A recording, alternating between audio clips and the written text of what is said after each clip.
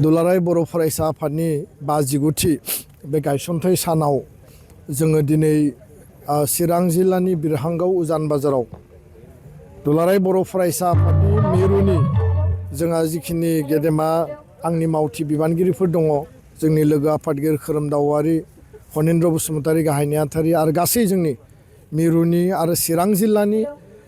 आरो गुबुन गुबुन दखरानि जथाय फरायसा फरायसुलिफोरखौ लानानै जों बे गायसनथाय सानखौ दिनै गाजा गोमजायै जोङो बेयाव खुंदों आरो जोंनि मोनफ्रोमबो दखरा जिल्ला आरो इउनिट कमिटिया गावबा गाव ओनसोलाव बे गायसनथाय सानखौ दिनै जोबोद मोजाङैनो खुंफुंदों। मानो होनना बुङोब्ला बेयो दिनै जोंनि गोग्गानायनि सान आरो दुलाराय बर' फरायसा आफादा 1967 मायथाइनि बे 15 फेब्रुवारियाव जोनोम मोननानै क'क्राझारनि ट्राइबेल रेस्ट हाउसनिफ्राय जागायनानै दिनै 59 बोसोराव आगान होबाय आरो दिनैनि सानसिम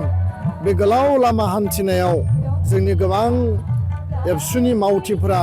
हारिनि थाखाय गावखौ बावसोमनानै रुंसारि जालांबाय आरो गोबाङा मुंख्लं जालांबाय। बिथांमोननि सोरगोआरि जिउनि आलो गोजोननि थाखाय आं इसोरनि आर'ज गाबदों आरो दिनै बे सानाव जोङो फिन खेबसेबाव बड'फानि आदर्श सानथौ सानस्रिजों बर' माहारिबादखौ बिखायाव सोनानै हारि दानायनि थाखाय जों थै थाङो हाबा मावलांगोन आरो एबसुनि साफ्रोमबो मावथिनियाव बे बाथ्रायानो जेब्लायबो रिफिखाङो, हारिया गिबि, हारिनि थाखाय दुलाराय बर' फरायसा आफाद आरो दुलाराय बर' फरायसा आफादाव जों साफा साफा मावथि आरो बेखायनो बर' हारिया मुलुग दरबाराव गावखौ गायसननांगौ, सिनायथि होनांगौ, बर' रावखौ सिनायथि होनांगौ, गायसननांगौनि थाखाय जोङो सोमावसारनायनि गेजेरजों बड'फानि आन्दलननि गेजेरजों 93आव एकर्ड मोनबाय, 2003आव एकर्ड मोनबाय, 2020आव एकर्ड मोनबाय। मोनथाम गोरोबथानि उनाव दिनै बर' रावा 80 सिदुलाव सहैबाय। बड'फाखौ जोङो मुलुग दरबाराव लांनो थाखाय दिल्लीयाव जोङो बिथांनि मुसुखा गायसननाय आरो माखासे जोंनि महत खामानिफोरखौ जों मावबोदों आरो बेखायनो दिनैनि बे गोथार सानाव जों फिन खेबसेबाव समायखिरा लायो। दुलाराय बर' फरायसा आफादा बर' हारिनि आद्रा थानाय जेंना, बर' गोजोन गोरोबथानि 100% मावफुंनाय, सोलोंथाइनि बिथिङाव गुन गोनां जि मोनसे थासारिखौ बांहोनो थाखाय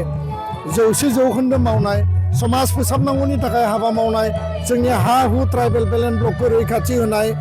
जोंनि संबिधानिक आरो राजखान्थियारि मोनथायनि अधिकारखौ लानानै दुलाराय बर' फरायसा आफादा जों हाबा मावलांगोन आरो बे बिथिङाव एबसुनि रावबो मावथिया